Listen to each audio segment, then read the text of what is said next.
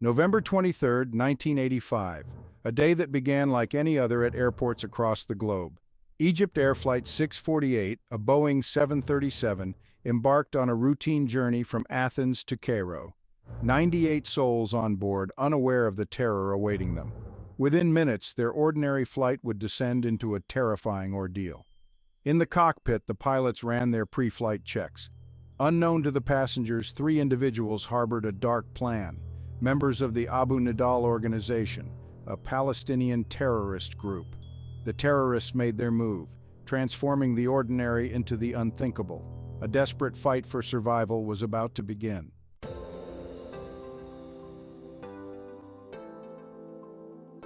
The Boeing 737, a marvel of modern engineering, carried within its metal frame a microcosm of humanity.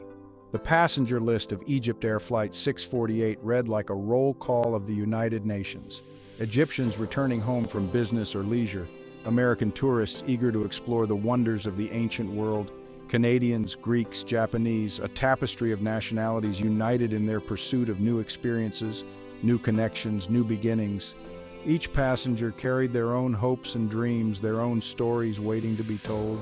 There were honeymooners lost in the afterglow of their recent vows, their eyes filled with the promise of a lifetime of happiness.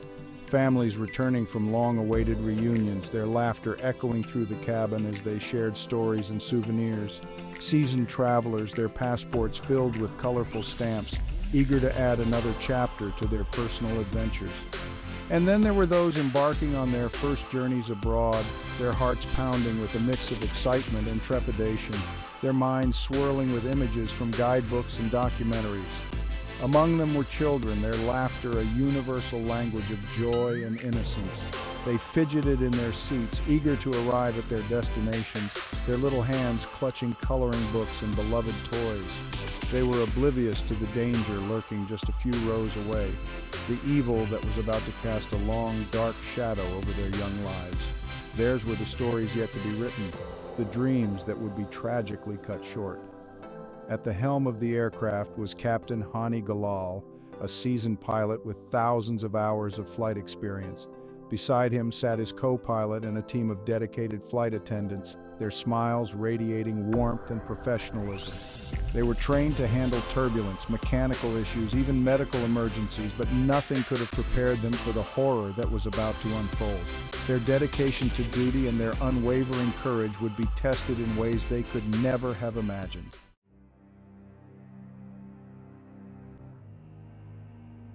The tranquility of the cabin was shattered in an instant. The 3 terrorists, their eyes blazing with fanaticism, surged from their seats, their movements practiced and precise. Omar Rezak, the mastermind of the operation, barked orders in Arabic, his voice laced with an icy calm that belied the chaos he unleashed. One of his accomplices, armed with a pistol, charged the cockpit, pounding on the locked door, his shouts muffled by the roar of the engines. Panic rippled through the cabin like a shockwave. Passengers, jolted from their reveries, watched in disbelief and terror as the horrifying reality of the situation sank in.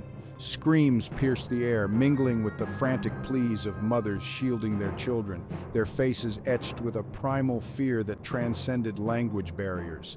A hush fell over the cabin as Rezak, his eyes scanning the terrified faces, fired a shot into the ceiling, the deafening blast echoing the imminent danger. For many, the initial shock gave way to a desperate hope that this was all a terrible misunderstanding, a bad dream from which they would soon awaken. But the cold, calculating glint in Rezak's eyes, the palpable menace radiating from his rigid stance, shattered any illusions of a swift resolution. He had their full attention, his every word a hammer blow to their collective sense of security, their hopes dwindling with each passing second.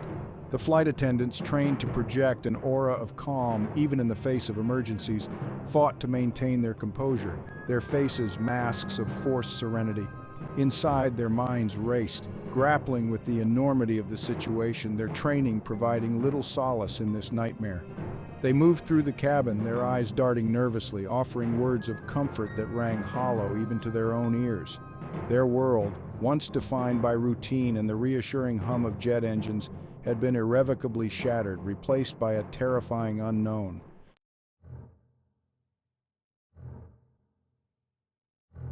As the hijackers consolidated their control over the terrified passengers, a chilling realization gripped Captain Galal in the cockpit. The gunshot that had rung out during the air marshal's brave but futile intervention had done more than just pierce the cabin ceiling. It had ripped through the aircraft's fuselage, creating a gaping hole that was rapidly depressurizing the plane. Alarms blared, their shrill cries a stark counterpoint to the panicked gasps of the passengers. The once stable cabin temperature plummeted, sending a biting chill through the air. Oxygen masks dropped from the ceiling, their plastic smell a grim reminder of their precarious situation. The hijackers, caught off guard by the sudden change in the aircraft's behavior, momentarily shifted their focus from their captives to the alarming noises and the icy air that now filled the cabin. Their bravado wavered as they struggled to comprehend the technical jargon crackling through the pilot's headset, their Arabic curses intermingling with the distressed calls from air traffic control. Rezak, his face now contorted with a mixture of anger and fear, jabbed the captured air marshal's pistol into Galal's back, demanding to know what was happening. With the lives of almost 100 souls hanging in the balance, Galal fought to maintain control of the crippled aircraft. He knew that every passing second brought them closer to a potential catastrophe. Altitude was bleeding away, forcing him to make a life-or-death decision. He had to land the plane, and he had to land it soon. He calmly explained to the increasingly agitated hijackers that the damage to the aircraft necessitated an immediate landing. He proposed Malta, a small island nation strategically located in the heart of the Mediterranean, as their only viable option. Rezak, his options limited and his confidence shaken, reluctantly agreed. He barked the order to Malta, his voice barely audible above the roar of the wind that now howled through the bullet-riddled fuselage. The fate of EgyptAir Flight 648, once soaring towards a distant horizon, now rested on the shoulders of a pilot battling not only a mechanical crisis, but the unpredictable whims of terrorists holding his passengers and crew hostage.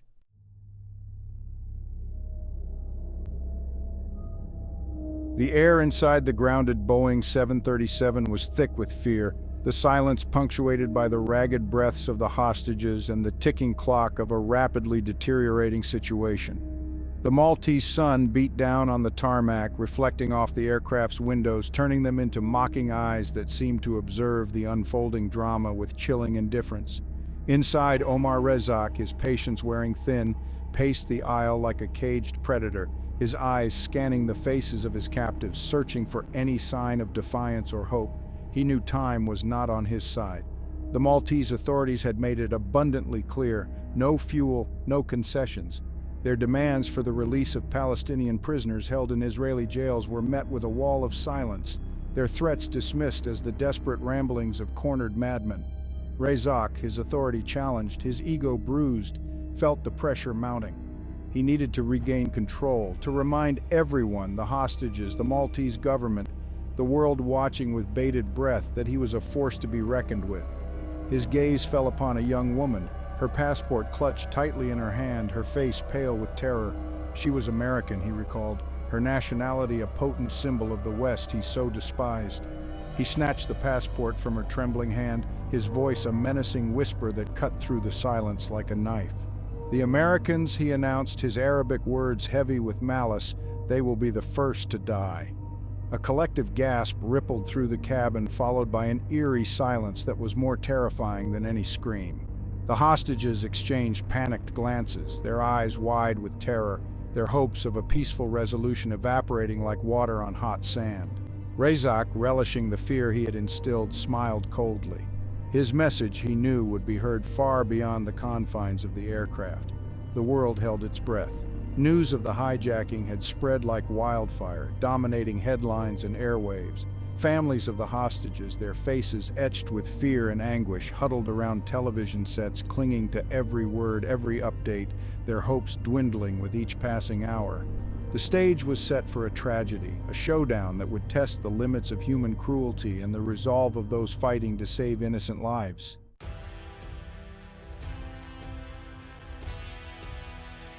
Thousands of miles away from the sun-drenched tarmac in Malta, in the bustling heart of Cairo, Egyptian President Hosni Mubarak faced an agonizing decision.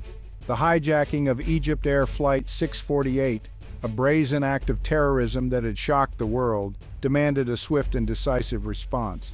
His nation's pride, the lives of dozens of innocent people, hung in the balance.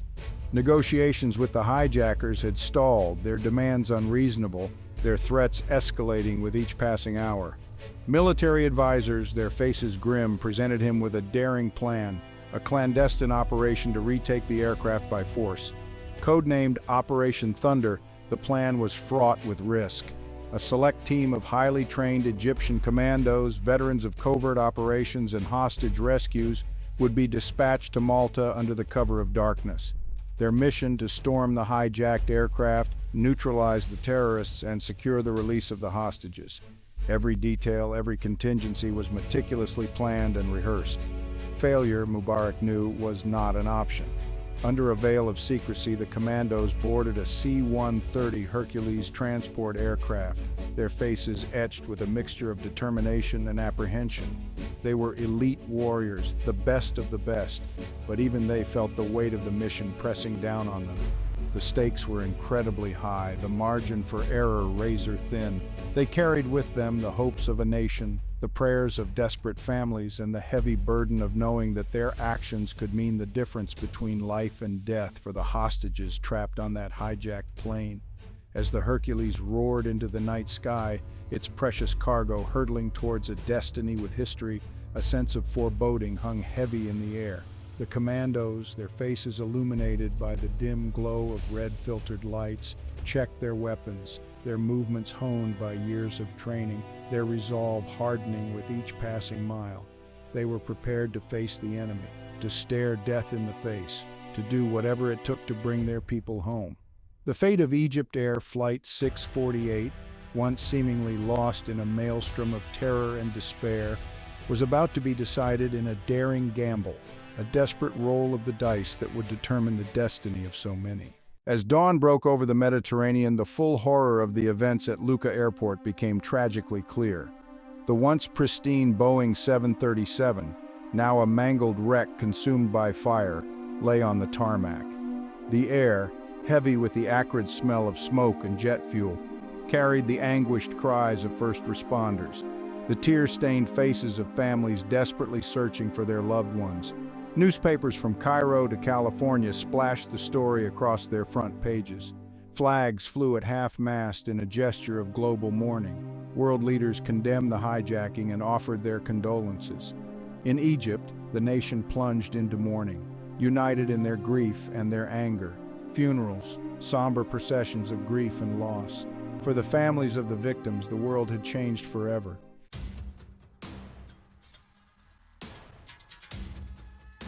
As the dust settled on the tarmac at Lucca Airport, the world demanded justice for the victims of EgyptAir Flight 648.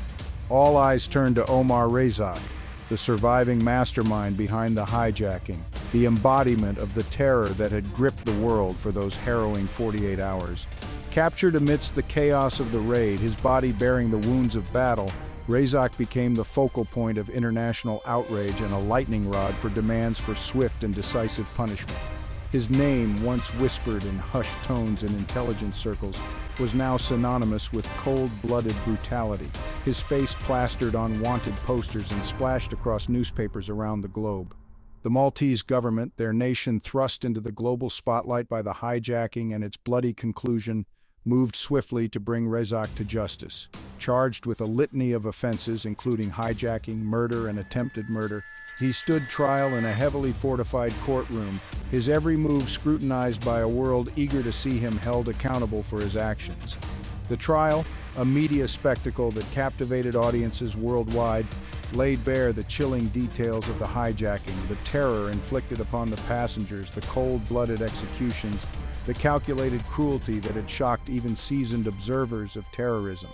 Found guilty on multiple counts, Rezak was sentenced to 25 years in prison, a sentence that many felt did not come close to fitting the magnitude of his crimes.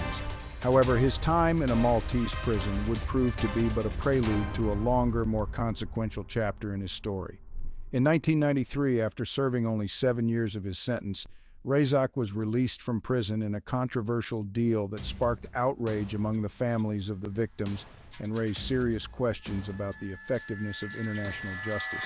His freedom, however, would be short-lived.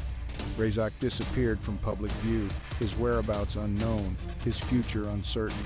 Some whispered that he had returned to a life of terrorism, seeking refuge in the shadowy world of extremist groups. Others speculated that he was living under an assumed identity, haunted by the ghosts of his past. Whatever his fate, Omar Razak's name would forever be etched in the annals of aviation history, a chilling reminder of the human capacity for evil and the enduring consequences of terrorism.